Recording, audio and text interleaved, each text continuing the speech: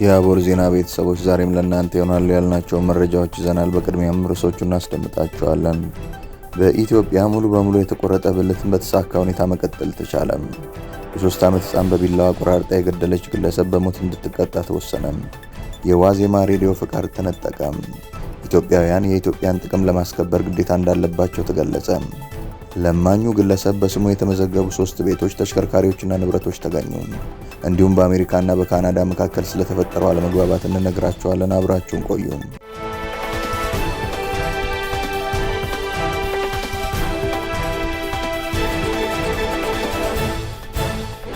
ሰላም ጤና ይስጥልን። ይህ አቦል ዜና ነው። ክቡራን አድማጭ ተመልካቾቻችን ሰላማችሁ ይብዛ፣ ጤና፣ ፍቅር፣ ደስታ በእያንዳንዳችሁ ጎጆ ይግባ። ትኩሱን እፍታውን ለእናንተ ለተከበራችሁት ይዘን መጥተናል። ቻናላችንን ላይክ፣ ሼር እና ሰብስክራይብ በማድረግ አጣጥሙልን፣ ለወዳጅ ዘመድም አጋሩልን። እናመሰግናለን። ኢትዮጵያውያን የኢትዮጵያን ጥቅም ለማስከበር ግዴታ እንዳለባቸው ተገለጸ። የኢትዮጵያን ጥቅምና ፍላጎት ለማስከበር ከኛ ኢትዮጵያውያን ውጭ ሌላ ማንም ሰው ግዴታ የለበትም አሉ ጠቅላይ ሚኒስትር አብይ አህመድ። ጠቅላይ ሚኒስትሩ በማህበራዊ ትስስር ገጻቸው ባሰፈሩ ጽሑፍ የኢትዮጵያን ጥቅም የኢትዮጵያን ፍላጎት ለማስከበር ከኢትዮጵያውያን ውጪ ሌላ ማንም ሰው ግዴታ የለበትም ብለዋል። የኢትዮጵያን ጥቅም ማስከበር የኢትዮጵያውያንን ግዴታ የወዳጆቻችን የፍቃድ ድጋፍ ይሆናል ሲሉም አስገንዝበዋል። ወደድንም ጠላንም የኢትዮጵያን ጥቅምና ፍላጎት ማረጋገጥ ከኢትዮጵያውያን የሚጠበቅ ተግባር ነው ሲሉ አጽንኦት ሰጥተዋል። ስለሆነም ሀሳቡን በደንብ መገንዘብና በዚያው ልክ መተግበር እንደሚያስፈልግ ነው ጠቅላይ ሚኒስትር አብይ አህመድ ያስረዱት። የኢፌዴሪ አየር ኃይልን 9ኛ ዓመት በማስመልከት የአንበሶቹ ሰማይ ኢትዮጵያ በሚል መሪ ሀሳብ የተዘጋጀው የጥቁር አንበሳ የአየር ላይ ትርኢት በቢሾፍቱ ተካሂዷል። ጠቅላይ ሚኒስትር ዶክተር አብይ በዚህ ወቅት እንዳሉት አየር ኃይላችን በብዙ ከፍታዎች ውስጥ ባለፈበት ወቅት ለሀገር ኩራትና መከታ ሆኖ ኢትዮጵያን ለማጥቃት የሞከሩ ኃይሎችን ማሳፈር የቻለ ታላቅ ተቋም ነው። እኛ ያለ ኢትዮጵያ እናት የለንም፣ ኢትዮጵያም ያለ እኛ ልጆች የሏትም ያሉት ጠቅላይ ሚኒስትሩ ኢትዮጵያ በተቸገረችበትና በደህየችበት ጊዜ ወደ እንጀራ እናት የሄዱ ወገኖች የእንጀራ እናት ስለማታዛልቅ ወደ ሀገራቸው እንዲመለሱም ጥሪ አቅርበዋል።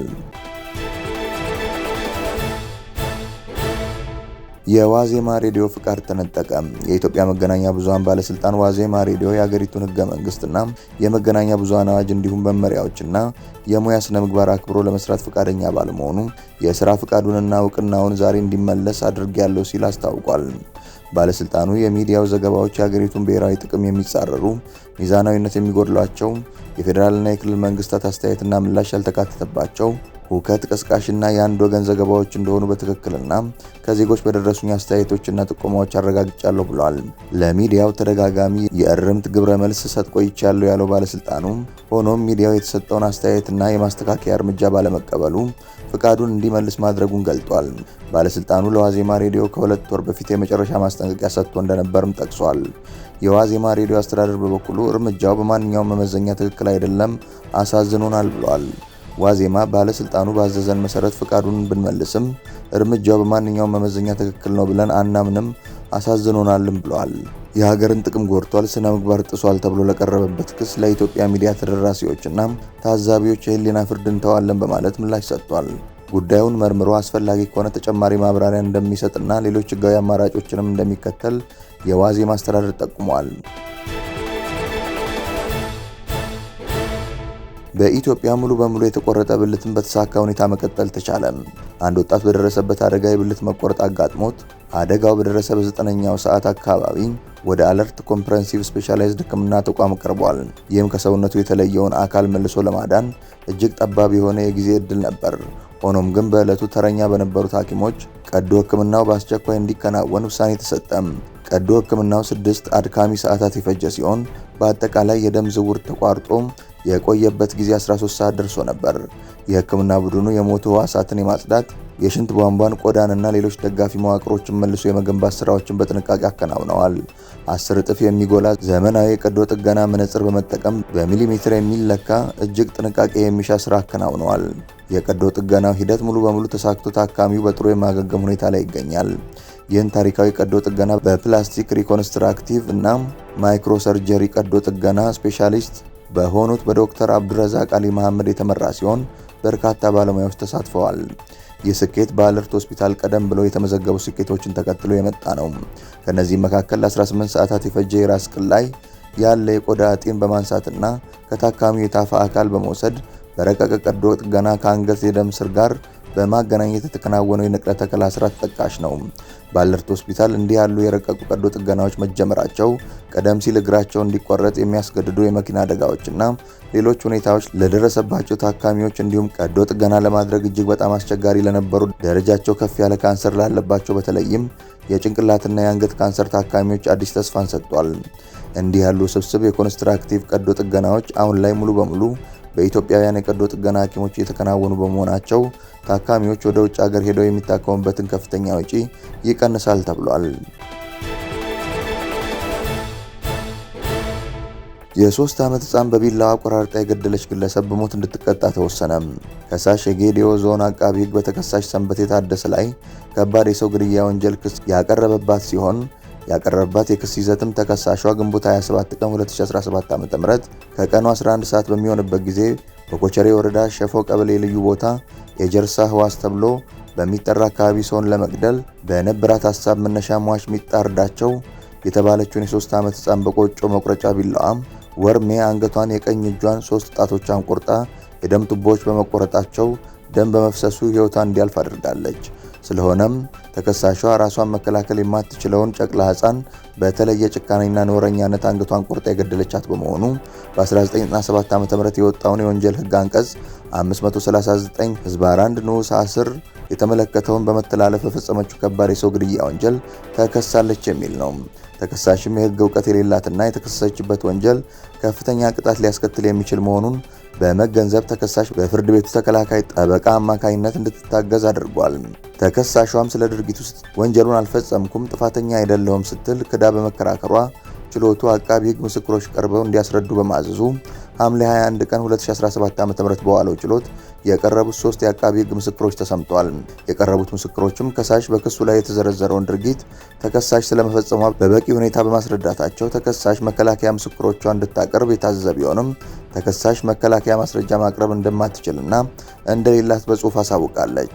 በዚሁ መሰረት የጌዲዮ ዞን ከፍተኛ ፍርድ ቤት ጥር 15 ቀን 2018 በዋለው ወንጀል ችሎት ተከሳሽ ባደራ እንድትጠበቅ የተቀበለችውን ምንም የማታውቅ የ3 ዓመት ሕፃን ልጅ ተገቢ ጥበቃና እንክብካቤ ከማድረግ ይልቅ አስባ በጨካኝነትና በነውረኝነት ሆን ብላ የፈጸመችው አደገኛ ወንጀል በመሆኑ በተከሰሰችበት የወንጀል ህግ ተከሳሽ ሰንበቴ ታደሰ በሞት እንድትቀጣ መወሰኑ ተዘግቧል። ለማኙ ግለሰብ በስሙ የተመዘገቡ 3 ቤቶች፣ ተሽከርካሪዎችና ንብረቶች ተገኙ። በህንድ ማዲያ ፕራድሼ ግዛት ውስጥ በኢንዶር ጎዳናዎች ላይ በስጋ ደዌ የተጠቃውና በልመና ላይ የተሰማራው ግለሰብ በስሙ በርካታ ንብረቶችና ተሽከርካሪዎችንና የንግድ ድርጅቶችን የያዘ ሚሊዮነር ሆኖ ተገኝቷል። ኢንዶር የተባለችውን የህንድ ከተማ ከልመና የጸዳች ከተማ ለማድረግ በተደረገው የተቀናጀ ጥረት የአካባቢው ባለስልጣናት በተጨናነቀው የሳራፍ ባዛር ውስጥ ለዓመታት ሲለምን የነበረው በአካል ጉዳት የተቸገረን ሰው ማጥናት እንዲችሉ እድል ከፍቷል። መራመድ የማይችለው የ50 ዓመቱ ጎልማሳ ማንጊላል ተብሎ የሚጠራ ሲሆን በትንሽ በእንጨት የተሰራ መቀመጫ ላይ ራሱን እየገፋ ቀኑን ያሳልፋል። የእጅ ጣቶቹን በህመሙ ምክንያት በማጣቱ ሳንቲም ኪሱ ውስጥ መንገደኞች በመስጠት ይተላለፋሉ። ማንጊላል ሰዎችን ምንም ነገር ጠይቆ አያውቅም። አይኑን መሬት ላይ ተክሎ በመቀመጥ ብቻ የበለጠ አሳዛኝ አድርጎት ነበር። ነገር ግን ይህ ሰው ለእርሱ እርዳታ ለመስጠት አቅም ካላቸው ሰዎች የበለጠ ሀብታም ሲሆን የሚያደርገው ነገር ሁሉ በጥንቃቄ የታቀደ ስልት ነበር። ማንጊላል በቀን በሺዎች የሚቆጠሩ ሩፒዎችን በልመና እንደሚያገኝና በሳራፍ ባዛር ውስጥ ላሉ ሱቅ ነጋዴዎች ሳይቀር በወለድ ገንዘብ ሲያበድር እንደነበር ተዘግቧል። ባለው ሀብት ላይ በተደረገው ፍተሻ ቤት አልባ እንዳልነበር፣ ነገር ግን የ3 ቤቶች ባለቤት ሲሆን ከዚህም ውስጥ ባለ 3 ፎቅ ቤት እንዳለበት ታውቋል። በተጨማሪም ያከራያቸው 2 ተሽከርካሪዎችን ጨምሮ በ12000 ሩፒ የወር ደሞዝ ሹፌር ቀጥሮ የሚያንቀሳቅስበት መኪና እንዳለውም ተረጋግጧል።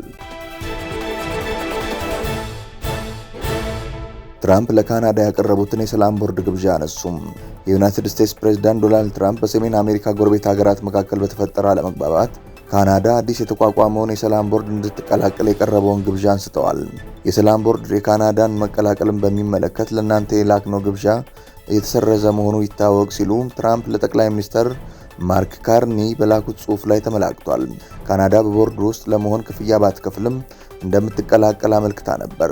ይህ በእንዲህ እንዳለ የአውሮፓ ህብረት ኃላፊ አንቶኒዮ ኮስታ እንዳሉት የአውሮፓ መሪዎች በቦርድ ወሰን ላይ ከፍተኛ ጥርጣሬ ያላቸው፣ ነገር ግን በጋዛ ካለው አካል ጋር ለመስራት ፈቃደኞች እንደሆኑ አንስተዋል። ለትራምፕ በሊቀመንበርነት ሰፊ የመወሰን ስልጣን ይሰጣል። የካርኒ ቢሮ በጉዳዩ ምላሽ አልሰጠም። ጠቅላይ ሚኒስትሩ ባለፈው ሳምንት የትራምፕን ግብዣ በመርህ ደረጃ እንደሚቀበሉ ጠቁሞ ነበር።